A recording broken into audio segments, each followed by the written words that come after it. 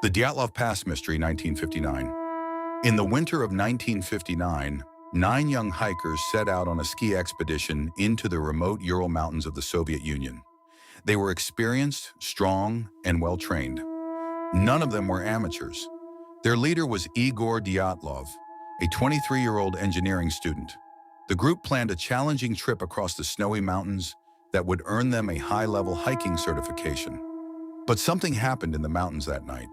Something so strange that the case became one of the most disturbing unsolved mysteries in history, known today as the Dyatlov Pass Incident. The expedition begins on January 23, 1959. 10 hikers began the journey by train and truck toward the northern Ural Mountains. The group included university students and graduates. Most were in their early 20s. One member, Yuri Yudin, became sick early in the trip and had to turn back. That decision saved his life. The remaining 9 hikers continued into the wilderness. Their route took them toward a mountain called Kolatsiachel, a name from the local Mansi language that means Mountain of the Dead. Despite the eerie name, the hikers were confident. They kept journals and took photographs during the journey. The pictures show them laughing, skiing, and setting up camp in the snow. Nothing seemed wrong. The last night on February 1st, 1959, the hikers set up camp on the side of Kolatsiachel. It was a harsh environment, powerful winds, temperatures around minus 25 degrees Celsius, minus 13 degrees Fahrenheit, or colder deep snow covering the mountain. Instead of camping in the forest below, they pitched their tent on an exposed slope. That decision may have saved investigators from never finding them, but it also meant they were exposed to the brutal weather. Sometime during the night, something happened. The discovery of the tent. When the hikers failed to return on schedule, search teams were sent out. On February 26, rescuers finally located the campsite. What they found was deeply disturbing. The tent was collapsed and half buried in snow. But the strangest part was this. The tent had been cut open from the inside.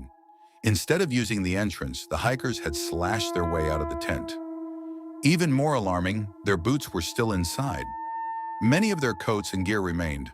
They had fled into the freezing night barefoot or wearing only socks.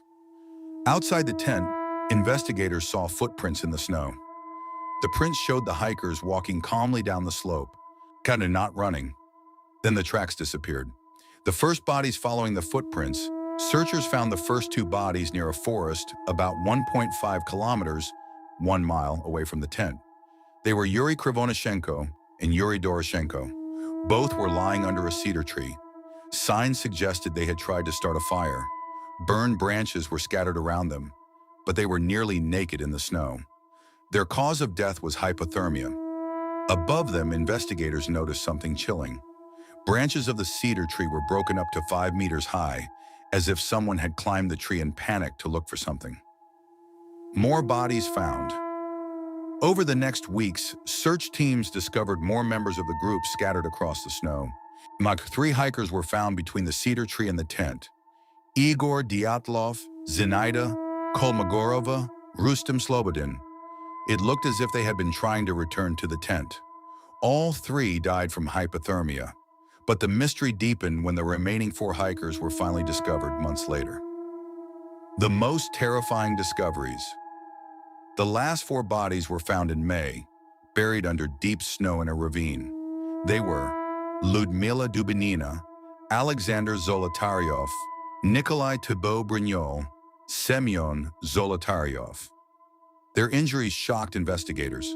Some had massive internal damage, crushed ribs, a fractured skull, severe chest trauma. Yet strangely, their bodies had almost no external wounds. Experts said the injuries were comparable to a powerful car crash. Even more disturbing, Ludmila Dubinina's tongue was missing, ear along with parts of her eyes and soft tissue. The radiation. When investigators examined the clothing of some hikers, they discovered traces of radiation. This raised even more questions. Why would a group of hikers have radioactive contamination on their clothes? Some theories suggested secret Soviet weapons tests nearby. Others believed the hikers might have accidentally entered a military testing zone. but no solid evidence ever proved this. The official conclusion. In May 1959, Soviet authorities closed the case. The final report gave a vague explanation. It said the hikers died due to a compelling natural force. No further details were provided. The area where the tragedy occurred was closed for several years afterward.